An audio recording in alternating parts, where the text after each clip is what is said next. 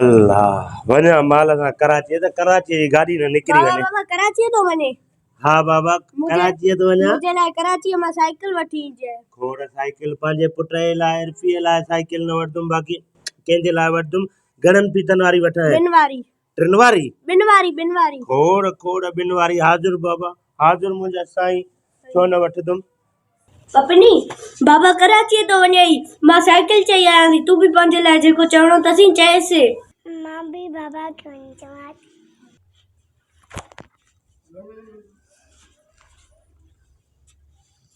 बाबा बाबा मुझे लाइ गुडी वठी तुझे लाइ गुडी वठी अचां?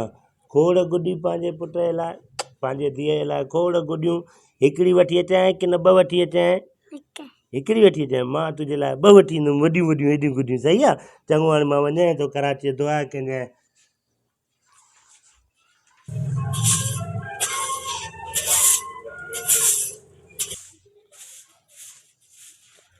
अदा अदा वञे तो या खेर सां?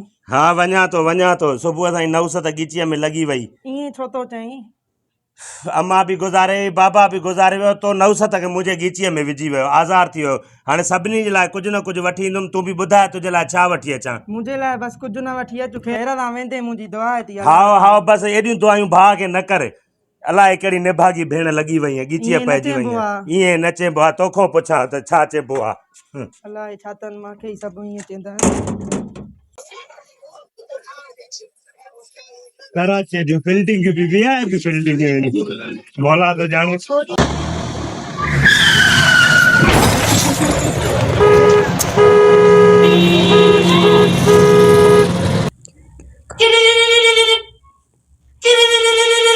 अल्लाह केरा मथो ही खाई वियो।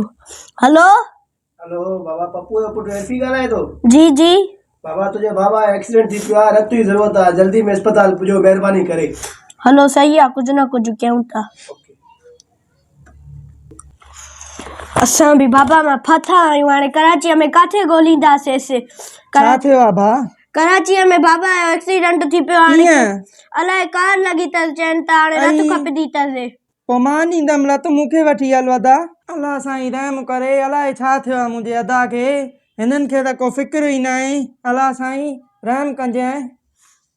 हल त अदा हलूं मां ॾींदीमांसि रत तूं न ॾे भले। तो मो भी फातो है तुझे बा मो भी फातो है मराओ त जान छुटे मुझी का। हलो उठ त हलूं मां ॾींदीमांसि रत उठ त हलूं ॻोल्हियूं अस्पताल भी।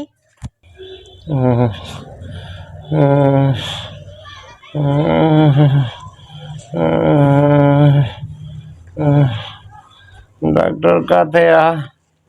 डॉक्टर के सॾ कर। डॉक्टर साहब सदाई दो।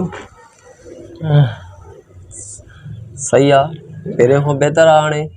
डॉक्टर साहब मुंहिंजी जान कंहिं बचाई आहे? बाबा तुंहिंजी जान मां उन फ़रिश्ते सां मिलण थो चाहियां। अॼु जेकॾहिं उहो मूंखे रत न ॾे हा त शायदि मां पंहिंजे बचड़नि ताईं बि पुॼी न सघां हा। डॉक्टर मूंखे उन फ़रिश्ते सां मिलणो आहे। मां हथ थो वधां उन फ़रिश्ते सां मिलणो आहे। बाबा तव्हांजी जान जेका आहे न त हिन न्याणीअ तव्हांजी भेण बचाई आहे। छा? तव्हांजी जान हिन न्याणीअ तव्हांजी बचाई आहे। हिन मुंहिंजी भेण? हा बाबा हिन तव्हांजी भेण तव्हांजी जान बचाई आहे। मुंहिंजा पुट न आया आहिनि? न कोई बि ज़ाहिर न आहे।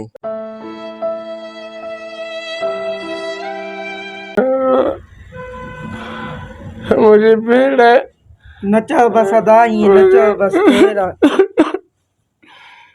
मां गुनाहगार आहे तुंहिंजो। बस न खेर आहे बस थी वेंदो आहे बस ईअं न ॿधो मूंखे बख़्श मूंखे माफ़ कर। मां सॼी ज़िंदगी तोखे तकलीफ़ ॾिनी। मां इहो विसारे छॾियो त अम्मा ऐं बाबा जी तूं आख़िरी निशानी आहे।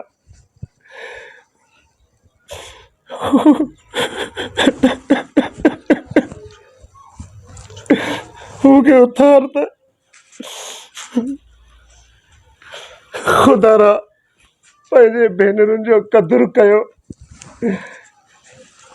हिन भेण जो मां गुनाहगार आहियां। पर तव्हां पंहिंजे न्याणियुनि जा गुनहगार न थियो। न रखर हूंदा अथव, न्याणियूं निमाणियूं हूंदियूं अथव, इन न्याणियुनि जो क़दुरु कयो।